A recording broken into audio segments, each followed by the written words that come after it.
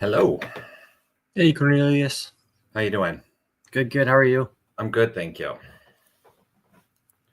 Thanks for Just emceeing my session today. no worries. It's my first time actually emceeing, so we'll see It's, how she goes. Should be okay. it's my first time presenting live for Logix Academy. So, Perfect. Perfect. were you in any other sessions today? Yeah, I just did the back end work for the microbit one with Herman. It's good. I enjoy microbits quite a bit, and I didn't realize that we could do some AI stuff with it. So it was definitely a learning for me. And then I've seen CoSpaces, but I haven't actually used it with a class or on my own too much. Oh, Just okay. kind of explored. Cool. How was attendance in the other session? It ranged, but we had at most we had 8 at one point. So Okay. so that was good. You can hear me and see me okay? Yep, I got no problems. All right. I'm gonna just nope, keeps putting me on top of you. Can I change it? Yeah, there we go.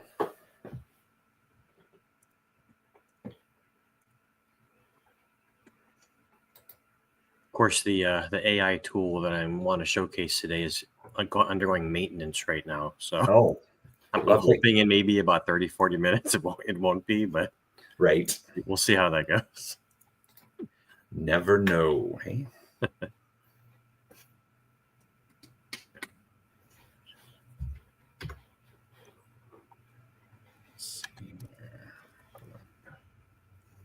Are participants watching live on YouTube? Is that how? Yes, they can watch live. They can make comments. I don't know that I got any comments last time, Okay. but yeah.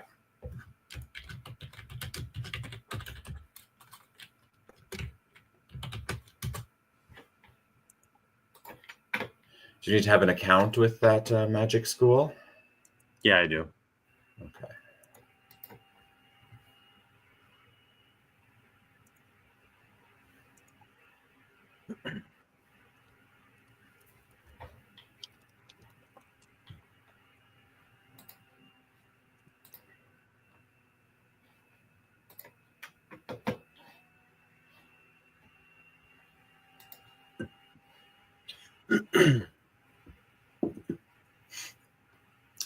Yeah, it won't let me create an account.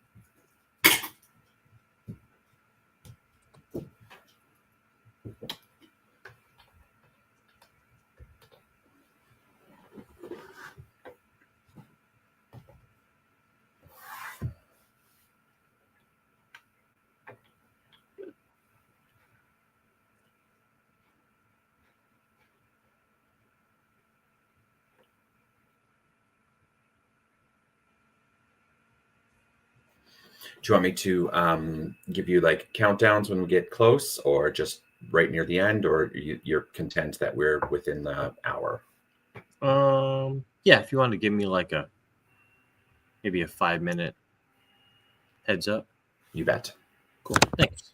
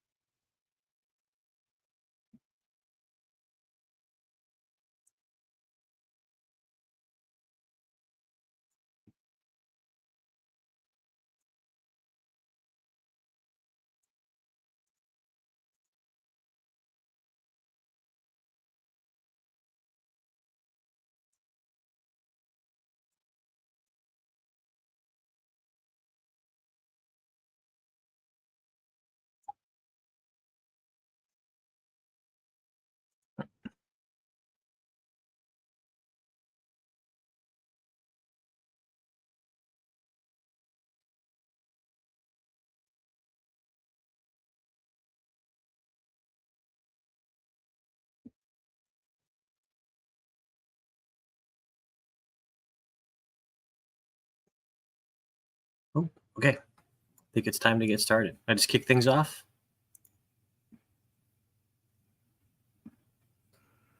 You betcha. All right, here we go. Welcome, everyone. Hello, and welcome to the last session of today's Getting Cozy with Coding Summit. This is Unlock Coding Creativity, and it's going to be a beginner's guide to one of my favorite web tools with my students called CoSpaces EDU, and its built-in coding tool called CoBlocks. And also be diving a little bit into some AI-powered debugging. We'll get to that a little later.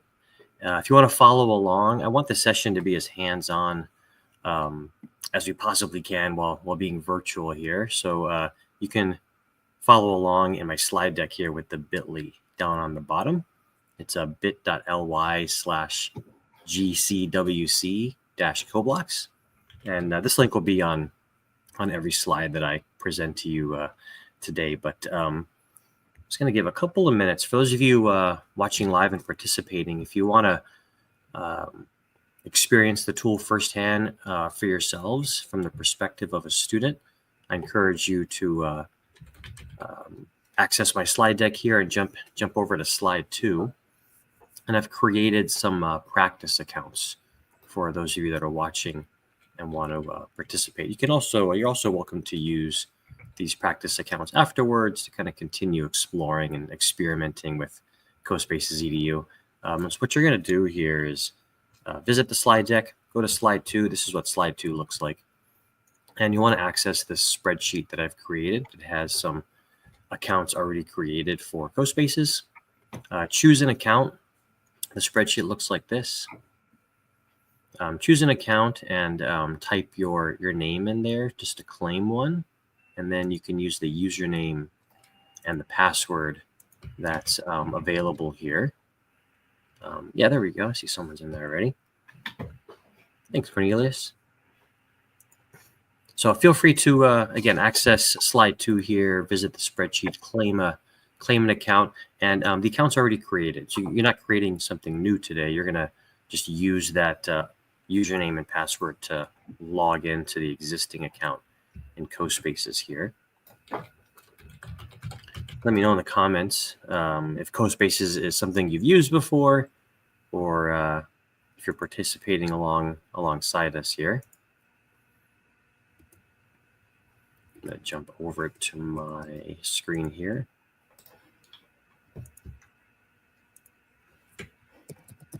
I'm going to grab one of these accounts. So what you're going to do is grab an account, and then you'll visit the CoSpaces website, and you want to choose the login option that looks like this, and then you'll want to log in with the username and the password, like so. And then once you log in, your screen will look like this. And I've set up a CoSpaces class. Hi, Michelle. Thanks for chiming in on the chat. All right, awesome. Thanks for letting me know everything's working all right. So I've set up a CoSpaces class called Cozy with Coding. We'll be using that in a little bit to explore CoSpaces today. Jump back to my slide deck here. There we go. All right, and again, while you're working on that, I'm going to continue to move forward. Again, if you're joining us now and you want to give CoSpaces EDU a try, visit the slide deck that I'm using for this session today and check out slide 2, and that has the instructions for you to access an already made CoSpaces account that you can use as a student. And while we work on that, I'll get through a little bit of some introduction. So my name is Michael Furcano II, and I'm actually coming to you guys live from Honolulu, Hawaii. That's where I reside. Must be a little bit early at that time. It is a little early, yeah. It's 7:02 a.m. for me. So bright and early. I'm just starting my spring break, but sharing with fellow educators is what I love to do. So yes, I live on the island of Oahu. My island is the one up here, and Oahu is along the South Shore here.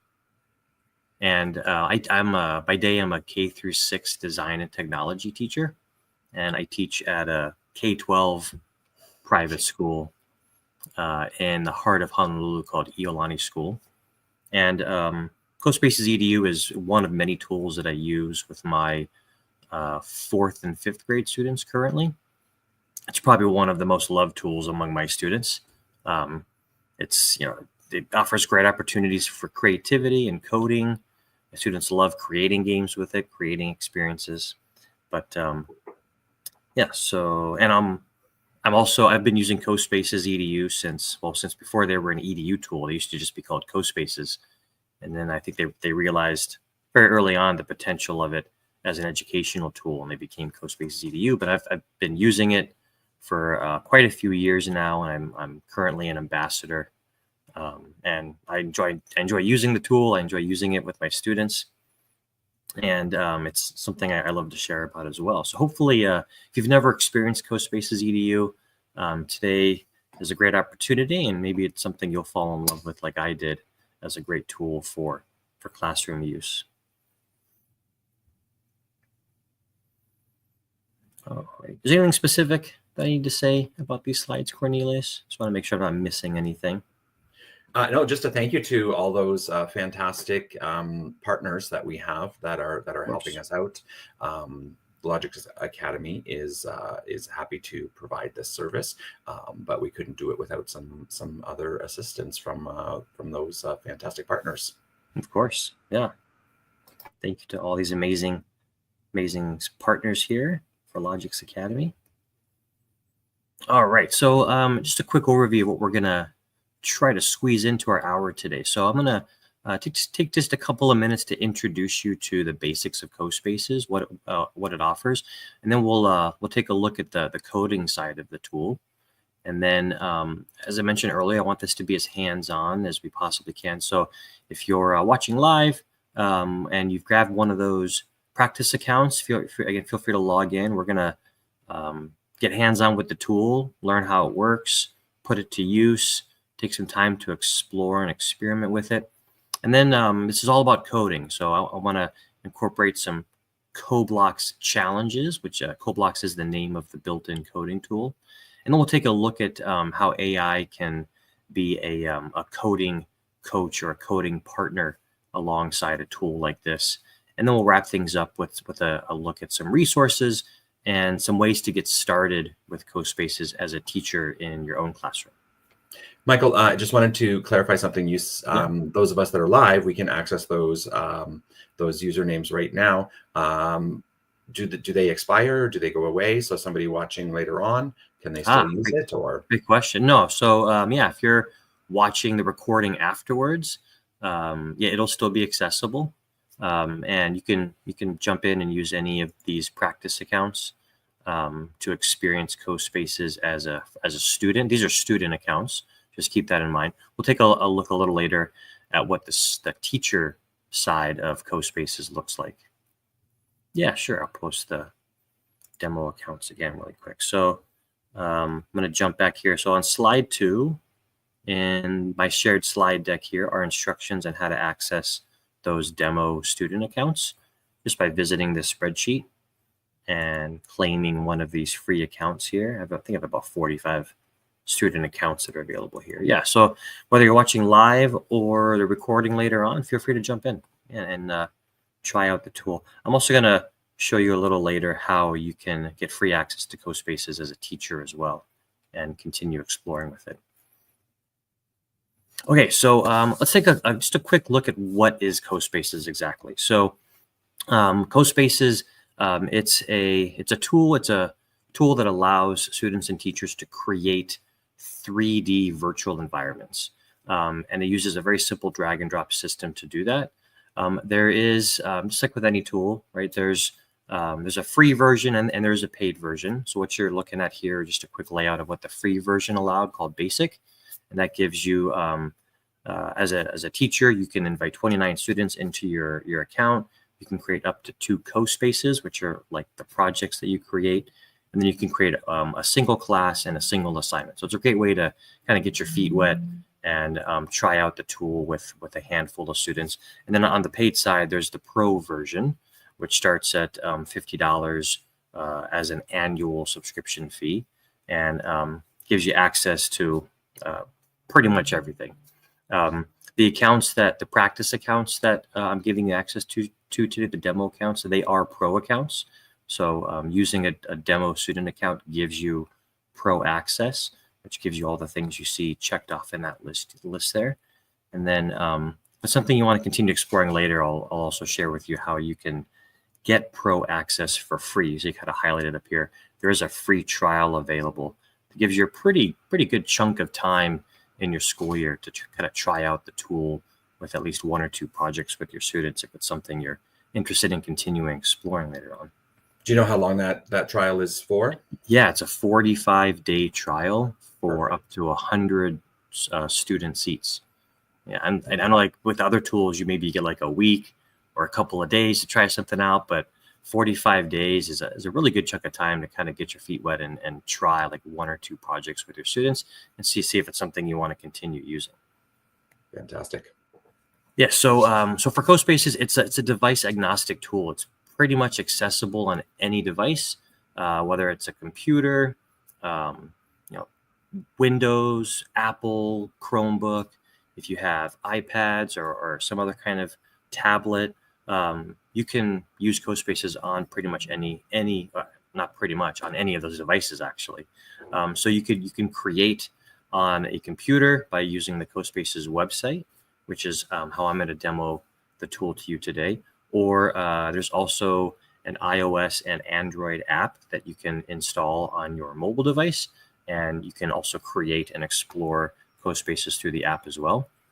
And then to explore projects that students create, you can also access and explore other people's work on a computer through the web. You can do it on a tablet or a smartphone, and you can also access it through virtual headsets. So if you have like Meta's headsets or like Oculus or other high-end or even low-end headsets, you can explore CoSpaces projects through virtual reality as well, which is kind of what CoSpaces was designed originally to be. It was a virtual reality creation tool.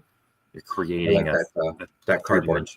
What's that? That cardboard headset. That's good. I've got a couple of those lying around. So yeah, this is the old school VR. Mm-hmm. Yeah, so it's meant to be explored as a virtual reality experience. But I mean, even if you don't have VR headsets, it's not. There are other ways to explore as well. And because it is a web tool, it's also accessible via an app. So an internet connection is required to both create in CoSpaces and to explore in CoSpaces. Awesome. And to create, as I mentioned, you can do it through a browser, you can do it through apps, but it uses an easy drag and drop system. So it has a library of 3D models already accessible to you and your students, and you drag them into your 3-dimensional scene to build an experience. You see some examples there in the picture, like a gingerbread house or a science connection there, building a DNA strand, it looks like. There's also opportunity to upload your own images into your CoSpace projects. If you use outside 3D creation tools like Tinkercad, you can actually make your own 3D models and then import them into CoSpaces to use within your CoSpace projects. You can also upload 360-degree pictures to use as backgrounds in your CoSpace projects. And you can upload sounds as well as videos.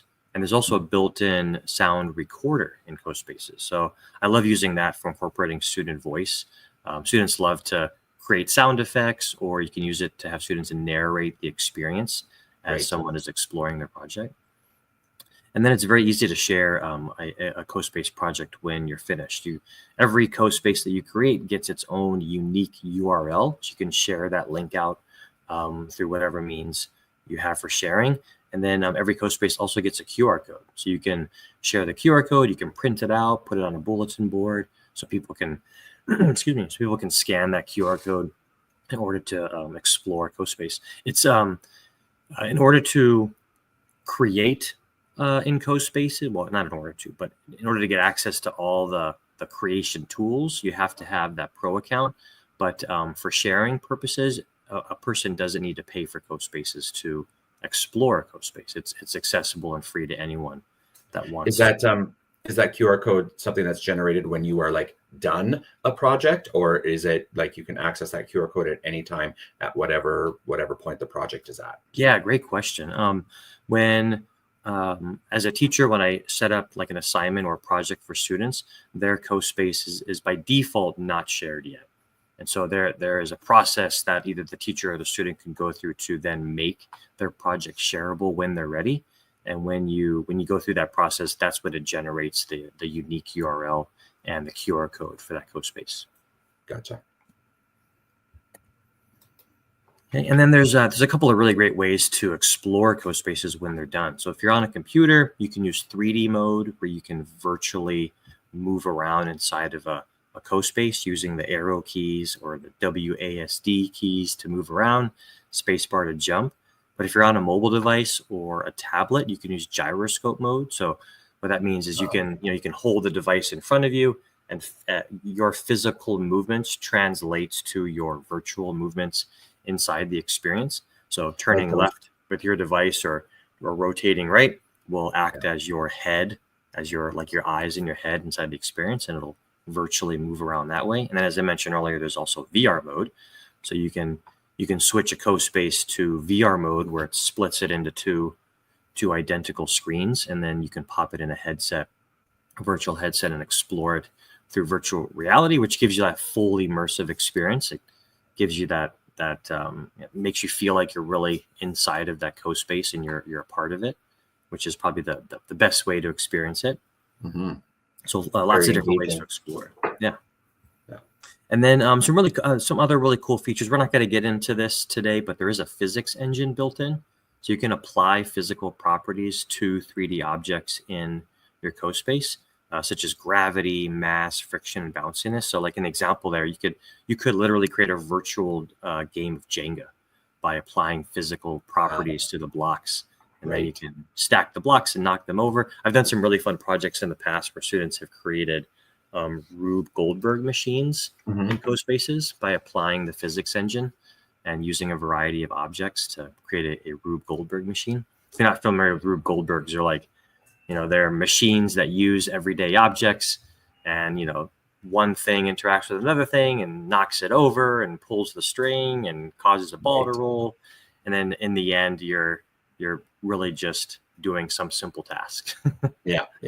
So let's say we share this, and I've passed it on to somebody else. Would we be in the environment together at the same time? Like, is that possible, or are you just one at a time and you're looking at your version of it? Yeah. So when I set up an assignment as a teacher, I'm sure really quick. Oh, wait. There is an option to either set up an assignment for individual access. So each student receives their own CoSpace, or I can set it up as a or I can set it up as a group assignment. So I can assign my students into groups, and then that group is given one CoSpace, and they can all work together at the same time in the same CoSpace on their own devices. So there's real-time collaboration. Awesome. That is one of the options for student assignments, but it can only be set up as an assignment through the teacher. Right. Portal. Yeah. Yeah. Okay. And then, this is getting cozy with coding. So there's definitely coding opportunities in CoSpaces, which is the main reason why I use CoBlocks with my students in my design and technology class. We use CoSpaces in order to create games and experiences that incorporate the coding tool. And in CoSpaces, there is a coding tool called CoBlocks. So if you've ever used Scratch or Code.org, those all use what are called block-based programming languages. You're snapping blocks together that is the code itself. And so CoBlocks uses something very similar. So you snap blocks together in a sequence, and you can create a variety of different programs that can either help your objects become animated in the scene. You can create interaction by allowing your viewer to, literally interact with the scene by tapping or clicking on objects as they virtually move through that scene. And then, tapping on an object can cause something else to happen. So that's something we're going to explore today when we learn about CoBlocks. CoBlocks is the simpler version of coding, but CoSpaces also allows for JavaScript and TypeScript if you're working with more advanced students. Of course, JavaScript and TypeScript kind of open the door to even more coding opportunities, more complex coding opportunities in CoSpaces, if that's a language that you're familiar with. Right. Okay, so again, if you're watching, whether you're watching live or watching the recording, I definitely want this to be hands-on. So we're going to do a little crash course in how to use CoSpaces, how to just navigate and create some basic things in CoSpaces. So with the demo account that you can access through this presentation today, again, if you jump back to slide 2, there is a spreadsheet that looks like this, and you can claim one of these unused CoSpaces student accounts with the username and password that's in columns A and B. And if you log into CoSpaces with that account, jump to there we go. Then you should, once you're logged in, you should see a class that account is already a student of, called Cozy with Coding. And if you click on that white box there to go into the class, you'll see an assignment has already been generated for you called Welcome to CoSpaces. And what I want you to do is open up that Welcome to CoSpaces assignment. Give it a moment to load here.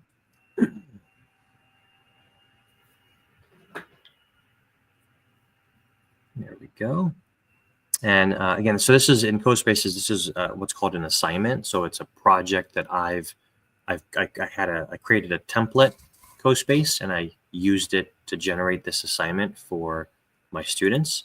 And so what it does is it creates a copy for every student in my CoSpaces class. So if you're logged in with one of those demo accounts, you'll get your own copy of this Welcome to CoSpace here. Okay, and so in this welcome space, on this, what we're looking at is a scene in this CoSpace project, and the arrows are trying to get your attention up to the top left corner here, where you want to click or tap on that little picture of a mountain, and that'll open up the sidebar. That'll reveal other scenes in this CoSpace. So a CoSpace can have multiple scenes. Very useful if you want to create an experience that takes a player from maybe outside in the city to inside a building to inside a room. You can create separate environments and then program those environments to be accessible to the player depending on how they interact with the scene. So once you have the scene library open, we want to move to scene number 2, which is called desktop navigation. So this welcome CoSpace that you're in right now is a CoSpace that I use with my students. I introduce CoSpaces to my 4th graders, and so this is a CoSpace that we use to become familiar with the CoSpaces creation tools.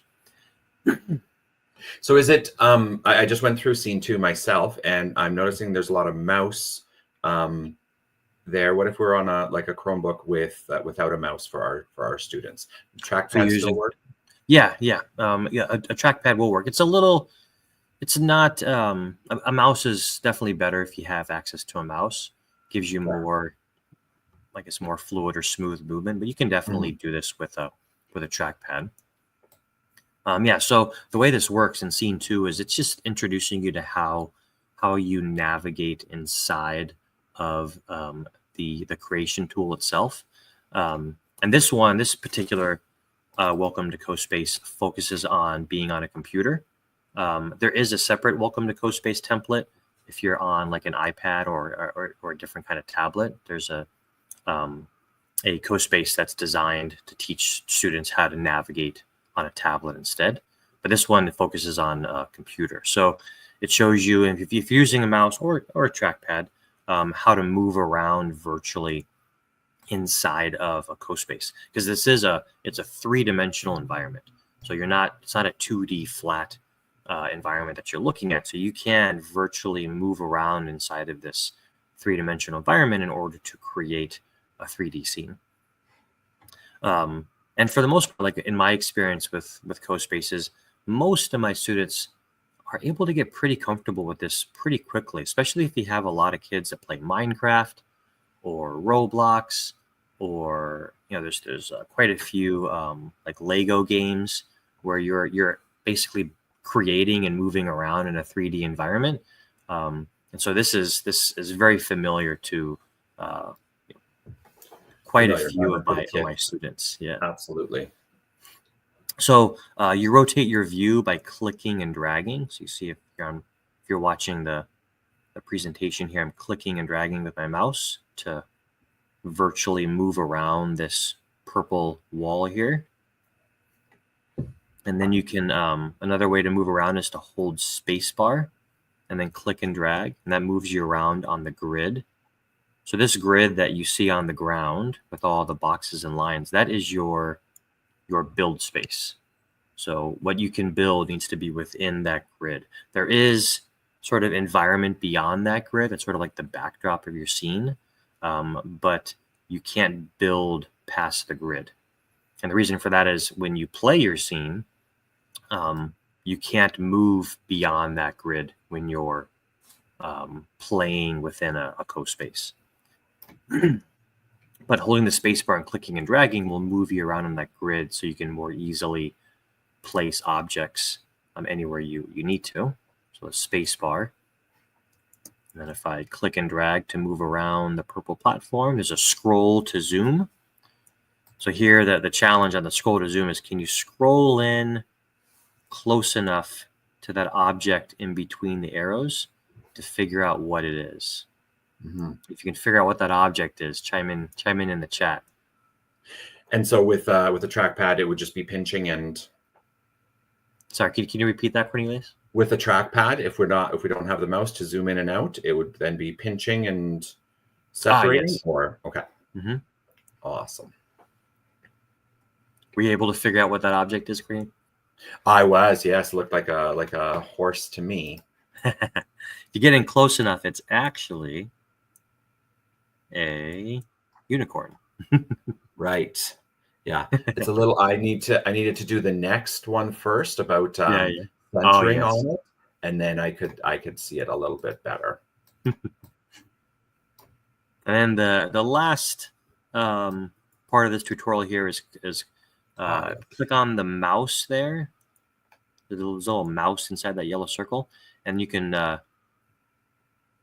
press the V key, and that will actually zoom you in and center that mouse on your screen. So it's a great way to, like, if you're trying to get to an object that's somewhere else in the field or in the grid, you can click on it and just tap V, and it'll zoom you in really quick and seamlessly into that object so you can work with it.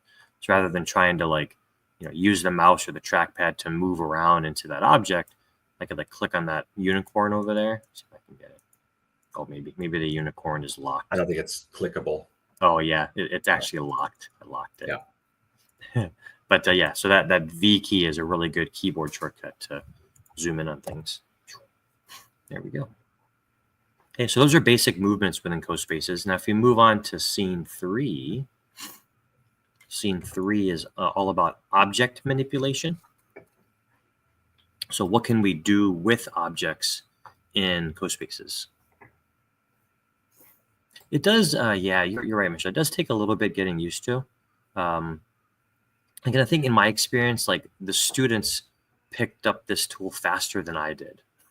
Right. Again, I think it's just because their generation, the types of games they play, it's very familiar. It's not as user friendly as the games they play, I think, and it's definitely come a long way. But it's a little backwards, like that CV. I'm used to telling the kids, hey, that's copy paste. Copy paste, right? So, yeah. So some of the things are similar, WASD, but then we got some differences as well.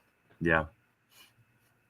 Okay, so scene 3 here is all about object manipulation. So what can you do with objects that you bring into your space? So for example, this tiger here, if you click once on the upside down tiger, you get the basic object controls. So this allows you to do things like rotating objects using that rotation toggle switch in the top left corner of the box, and you can use the XYZ axes to rotate the object in different directions. The one to the right is the translation tool, and what this one does is it gives you 3 arrows that allow you to drag that object on a straight path on the X, Y, or Z. So it gives you really clean movements if you want to be really precise with the position of an object. Mine are kind of hidden by the speech box there. But yeah, so that's the translation. And then bottom left is the elevation. So that's a drag to lift. So if you click and hold or tap and hold on that elevation tool, you can lift the object up in the air or drop it down to the ground. And then the bottom right is your resize. So again, click and drag or tap and drag will change the size of the object, make it really big or make it really small.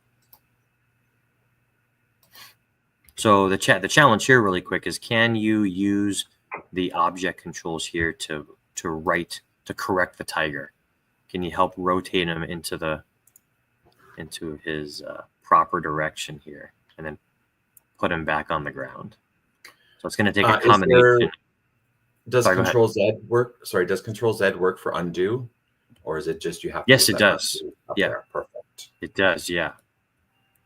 So you see, I'm using Control Z here to undo the last steps that I just did. Right.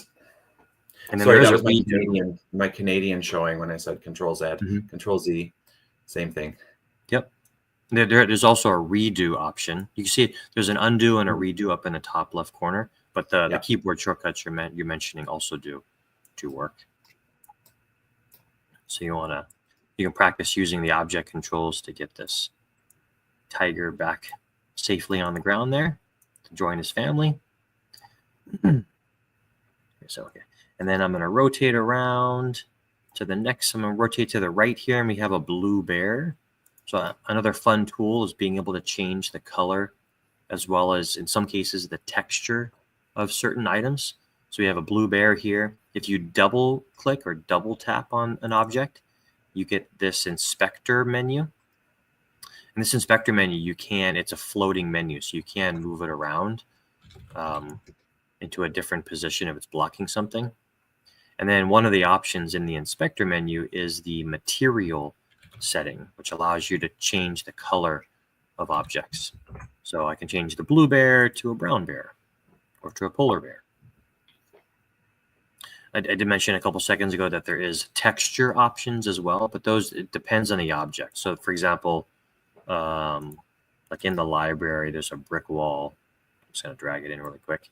And a brick wall, if I go to the brick walls material setting, there are textures as well. So I can create grass walls and checkered walls. So depending on the object, some allow you to just change the color, some allow you to change the texture. And I'm going to rotate around to the next side. So on this side, on the back side of this this pink structure here, this one demonstrates duplication. So for example, if I'm building a fence here and I've got these 3 fence pieces already set up correctly, I don't want to go through the process of like dragging in another fence, changing its color, resizing it. I can just take an existing piece and go into its inspector menu here, and I can duplicate and get the exact same piece. And then I can move that into that gap in the fence there to finish up building that fence. So the duplication tool is extremely useful if you're trying to create, more than one of the same thing. It's really, really easy to just duplicate it. So again, you can double tap on an object to get the inspector menu, and then there's a duplicate option inside of that menu there. Oh, you found the animations. Oh, Michelle's getting lost on us. We lost her to the animations. Yeah. Students love the animation. So I if was you also didn't, unlocking things and adding text, the text yeah, and the thinking bubbles, and it's fairly intuitive that way, which is great. yeah. What Michelle's referring to is right next to that material setting we explored a moment ago. Is in most cases, most objects have an animation. So think of like characters, animals definitely have animations. There's also objects like windows and doors that have an animation where you can either have the door open or have the door closed. And we can also program animations. We'll do that a little later. We can program animations to happen within a sequence of events. So I can, rather than this bear sitting, I can make him standing, or I can make him running.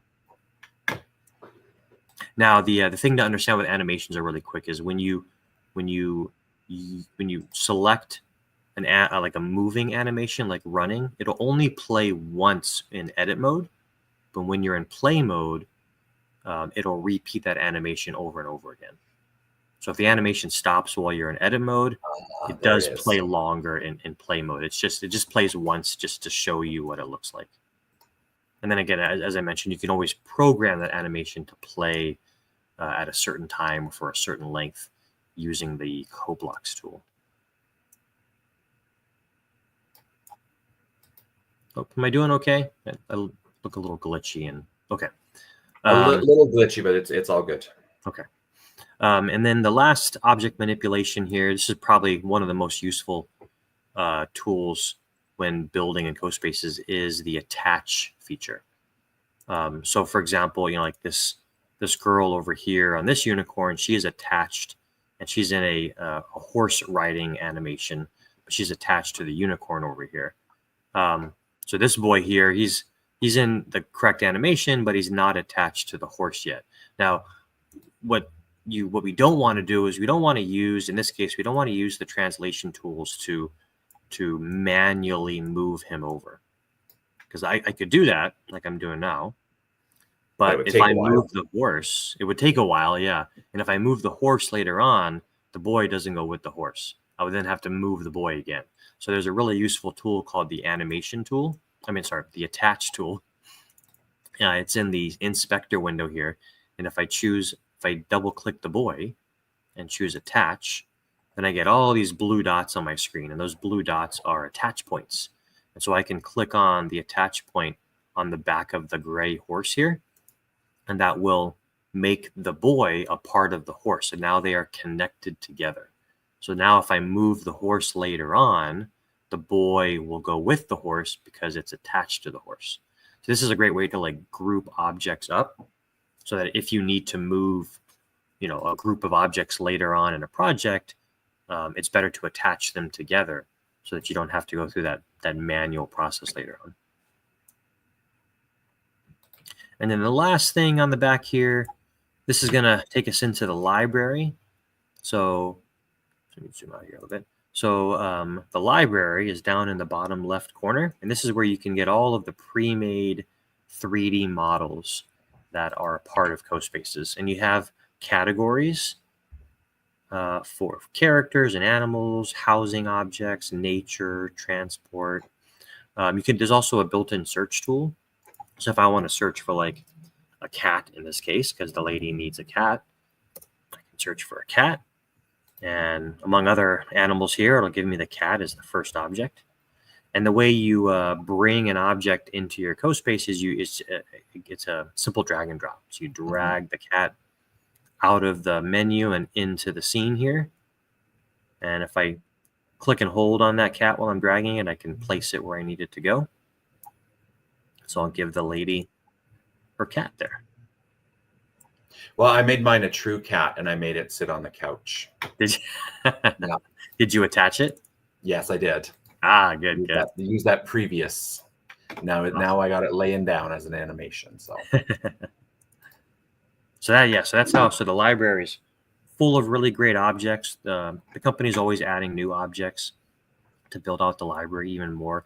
As I mentioned in the earlier on in the presentation, there isn't a way to upload your own 3D models into CoSpaces. So if you create a 3D model in like Tinkercad, which is a great Mhm. free web tool for creating 3D models with students, you could upload that model. So you can, making your own models, you can then use them in CoSpaces as well. But if that's something you don't want to explore, there's a really great library of pre-made stuff. Right. Michelle just asked a question Yeah. there about modifying the layering. For example, the cat's tail is going through the arm of the chair. So Yeah. can you get it So to you deal with that? can't, in that specific case, no, you can't. So like the tail will just be inside the arm of the chair, unfortunately. So you can't change specific parts of an object because it's just one solid model. If that makes sense. Mhm. Okay. All right, we're gonna move forward here because I want to get to some coding stuff. Those are the basics. So in your CoSpace that you're working in right now, if you want to skip to scene 5, and this is where we're going to do some simple coding challenges. So scene 5 will take you to a man standing at a door with a key. Okay, and this is where we're going to begin with some coding in a moment. So scene 5 will look like this. Let me get back to my presentation here. Okay, so you've done a little bit of the basics, and that should give us enough, I think, now just to do a little bit of coding in our scene here. And what I want to just demonstrate for you now is some ways to incorporate coding into something like CoSpaces. And that's by using its built-in coding tool called CoBlocks, which again is very similar to Scratch or Code.org, or it's basically a block-based programming language. So you're snapping blocks together to create a sequence of code that can help turn your CoSpace into an interactive experience for your players. Okay, so what I've created for us in this welcome space here on scene 5 is a coding challenge. I've built the scene for us here. So we have a man and we have a key on a table and we have a door. Now, if I press play really quick, and you can try this on your side. So in the top right corner, if you tap on the play button, this will take you into play mode. And this is where you can virtually move around and experience it from a player's perspective. So if you're on a computer, you can either use the arrows or the WASD keys to virtually walk. The space bar is your jump. And then clicking and dragging with your mouse controls your head, like your virtual head. So it allows you to look around. Okay. Now, right now, with these objects in place, if I click on anything, if I go up to the door, nothing happens. Right. So I'm kind of stuck outside with this man here. So what we're going to do is we're going to help the man by creating a program that will allow the player to click or tap on the key, and then it'll open the door for us. And then we could literally walk through that doorway into this building. So we're going to do that together really quick. So I'm going to tap on the back arrow to exit out of play mode. And I'm going to go back into edit mode here. Now, before we get to actually coding, there's a few things we need to do to these objects to get them ready to code. Okay. And when I work with my students on this, there's a few tips. Oh, here we go. So back to my presentation, there's a few tips that helps make coding a little easier. Okay. And I'm showing them on my screen here. So one, the most important tip is any object that you want to program with, you have to turn on its use in CoBlocks switch. And we see that in the screenshot here.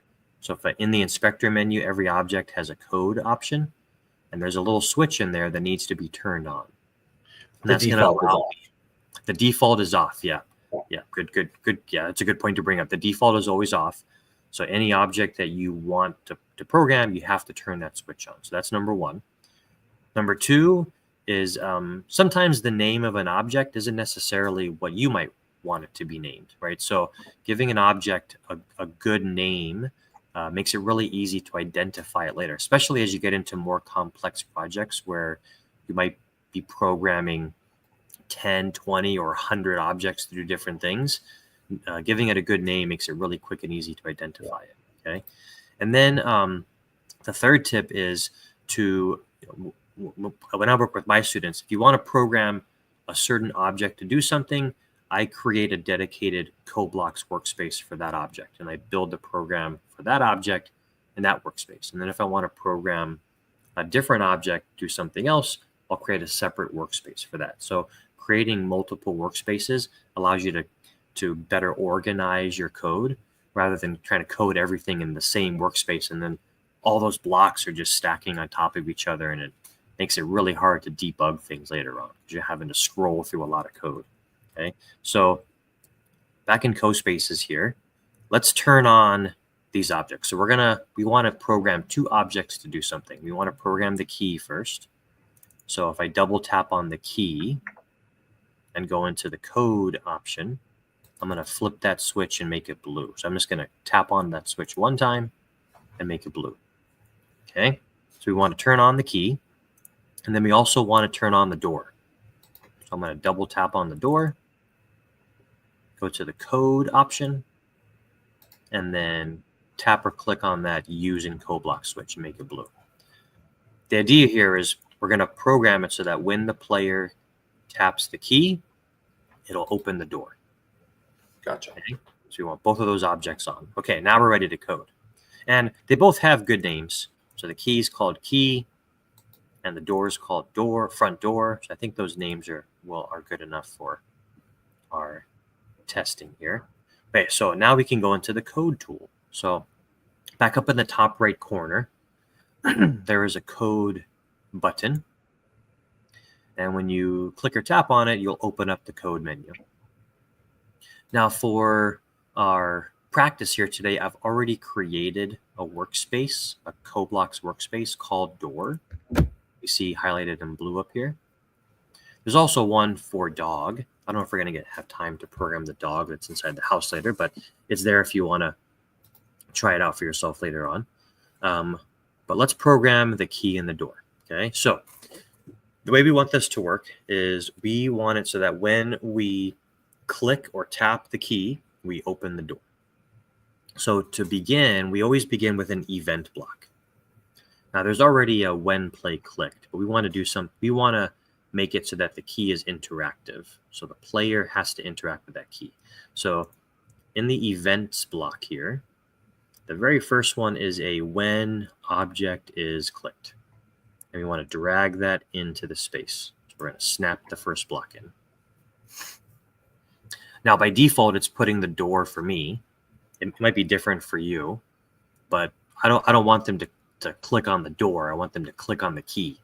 So I'm going to change that object in the block there to say when key is clicked. And then once the key is clicked, we want to open the door. Now, opening the door is an animation. So for doors, there are 2 animations. It can be an open animation or a closed animation. So we want to change the door's animation, and that's an action block. That's a purple block. And in the action menu, the very first block, excuse me, is called a set animation. And when the key is clicked, I want to set the animation of the front door to open. So I'm going to put that animation block inside the when clicked block. And then I can change the options inside of the animation block. So I wanted to say set animation of front door to open. So when key is clicked, set animation of front door to open. Okay, and that's a very simple program. But what we're doing is we're creating a scene where the player can actually interact with objects as opposed to just walking around and looking at things. Okay, so we can test this out really quick. And as good programmers, we constantly test things, right? Should always test it before we move on to the next step. So if you press play up in the top right corner, now you'll notice that when you hover your mouse over the key, what does it turn into? It should turn into Oh, a a hand. hand, a clickable Yeah. hand. Yeah, yeah, yeah. Right? So now, if an object is interactive, you'll see a hand instead of a mouse arrow. And now when you click or tap on the key, then we activate the door animation. And now the door is open, and you can use your arrow keys, your WASD keys, and you can virtually walk through that doorway. And now I'm inside the house. And I can walk back out again. And that animation for the door, that's just something that's pre-done. That's not something that you had to create. Yeah. So that's all pre-done by the CoSpaces team. So just like, when we change the animation of the cat or change the animation of the Right. the bear, those animations are preset. There's no way for a teacher or a student to change an animation of an existing object. Those are all preset. Right. Where are we at? 49. Okay. Okay, let's go back and add one more thing to our program. Excuse me. So I'm going to tap the back arrow. And I should still be in the coding tool here. And we're going to do one more thing. We're going to change what the man says standing in the doorway. So he needs help opening the door. So what we want him to do is respond to that action by saying something different when we help him out. Okay. So you want to change what the man says. So that is also an action block. And the second action block is a say block, and it's an object say, and then something in quotation marks like hi. So I'm going to drag in that first say block there, and I'm going to put it. I'm actually going to put it first. I'm going to put it above the animation block. So I want the man to say thank you, and then have the door open. So this is another important concept for students to understand, is the order in which things happen in code. In this case, it starts at the top of the blocks, and then the program will work its way down. So kind of understanding your sequence of events and thinking ahead of time what order you want things to happen in is going to be really important in terms of how you place the blocks in your code. So I'm going to change... Okay, so I want to change the object that says something, but the man is not listed here. Yes. So why is the man not listed here? Because we didn't activate him. We didn't say using CoBlocks. Yeah, this is a very common mistake that students make when they get further into their project, is they'll forget that use in CoBlock switch, and they'll come up to me and be like, why I can't program this object to do this? And I say, well, did you turn on the switch? And then it's like, oh, then a light bulb goes off. Mm-hmm. Okay, so you turn on, so you got to go back to the man there, turn on his using CoBlock switch. And now I should be able to select him from the menu. His title is Formal Senior Man. And then in the quotations box, I can type what I want him to say. So I'll have him say thank you. Okay, and then I want to test it. So I'm going to press play. Now, what I should see happen is if I click on the key, his box will change. He'll say thank you, and the door will open. So this is also a good example of how you can program, multiple characters to kind of have dialogue with each other within a scene, or have dialogue with the player themselves by creating a sequence of events that has objects saying certain things at certain times. Excuse me. All right, so we are almost out of time here. So there was a second coding challenge, and maybe what I'll do is I'll just challenge everybody that's watching later on to go back and see if you can figure out how to program.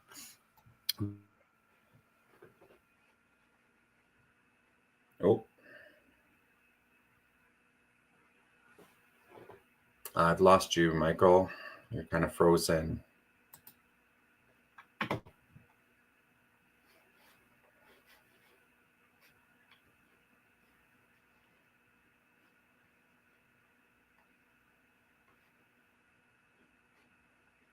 I can see everything.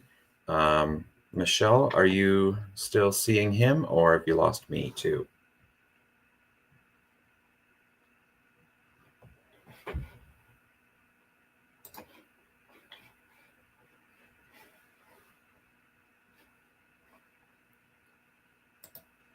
going to see. Yeah.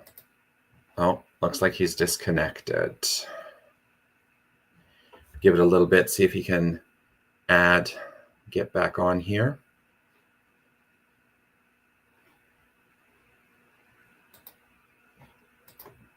See if he can try again.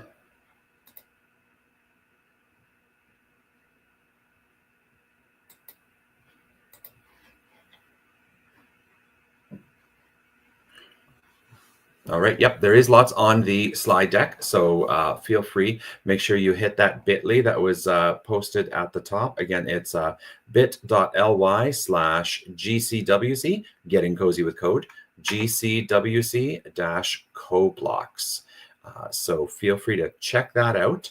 And I'm just going to quickly go through these. Let me put my screen up here. Share screen.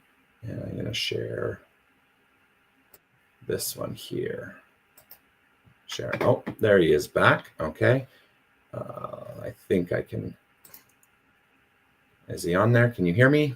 I can hear you. Can you hear me now? Awesome. You betcha. Yeah. Sorry. So I'm just sharing my screen there for a second just to get people, just to remind them, bit.ly/GCWC-CoBlocks. And you were just talking about this CoBlocks Challenge 2. All right. I'll get Can you hear me okay now? Yeah. Yeah. Okay, sorry about that. I lost my internet connection. So I had to quickly reconnect. All right. Okay. Thanks, Cornelius, for holding down the fort for me. I appreciate it. Not a problem. Okay. Let me get back to my slide deck here. Now, of course, we want to talk a little bit about the AI component if we can. So one way I incorporate artificial intelligence into using CoSpaces is a tool that I use at my school is called Magic School. So it's an AI tool that creates a lot of prompts and tools for teachers, but it also has a student facing side where I can create chatbots for my students and then give them access to it. So one way I use Magic School for this is I've created what's called a CoBlocks coding coach.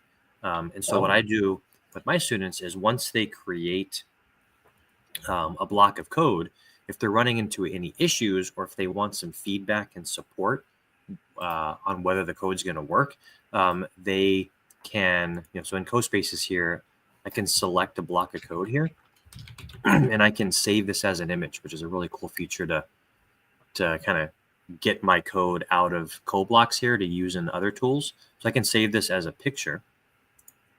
And then in Magic School, I've set up a chatbot where my students can upload a picture of that code. And I've set up the chatbot so it understands the CoBlocks language. And what it's able to do is it's able to analyze that picture. And then I've explicitly prompted it in a way so that it doesn't give them the answer. It doesn't say, oh, this is wrong in your code. Go fix this. What I've tried to prompt it to do is kind of question the student in order to help them figure out where their mistakes might be by asking them, like, what do you want your code to do? That's awesome. Does it do this? Why don't you go play it and tell me what happens? And so it'll kind of coach them through a debugging process to help them figure out how to fix their code or how to make it better. I don't know if I'm going to have, and the issue I'm having right now, of course. I was able to log in. It was good. Were you? Okay. Yeah. I've set up an account and let's see if I can, because they were going through maintenance at the beginning and we weren't able to log in earlier, guys, but hopefully it's working now. But okay, so if you want to try this out for yourself, though, I've set up a room already that's accessible to anybody, and this is slide number 25. And if you click on this Magic Student logo here, it should load the student room, and you give it your name. So with my students, I always tell them to give me their first and last initial, because what's nice about Magic Student, or Magic School is it records every student conversation, and the teacher has access to that. So there's accountability and management built into the tool, so that I'm able to go back and kind of see how students are interacting with the tool. And the tool will also, it'll flag inappropriate content. So if students are kind of not focused or off topic or saying things they shouldn't, then it'll flag those things for me and let me know. But the way this works here is there's a CoBlocks coding coach. And when you start the conversation here, it'll begin the prompt, and it says, would you like me to show you a CoBlocks program you've already made?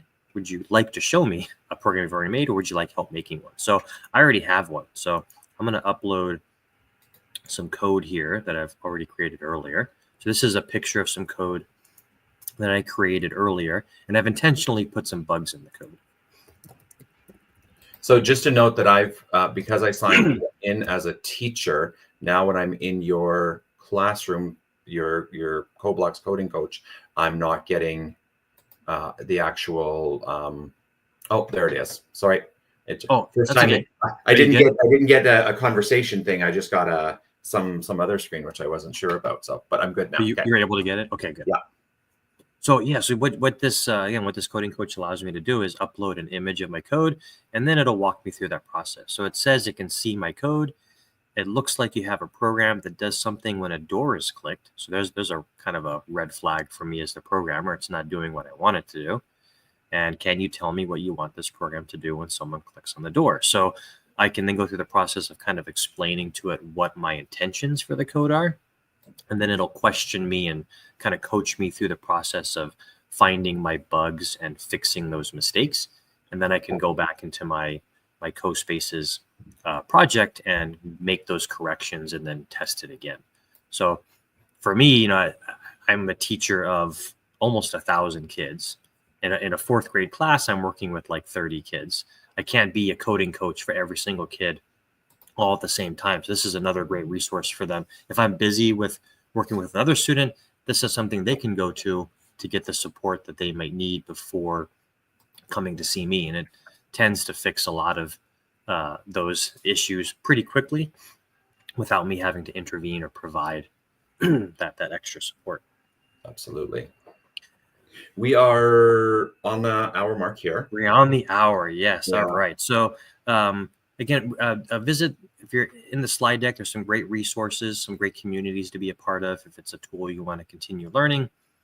As I mentioned at the top of the presentation, when you sign up for an account, there is a free trial that gives you 45 days and 100 student seats to try this out with. So great opportunity to at least maybe do one solid project with CoSpaces to see if it's something you want to consider using.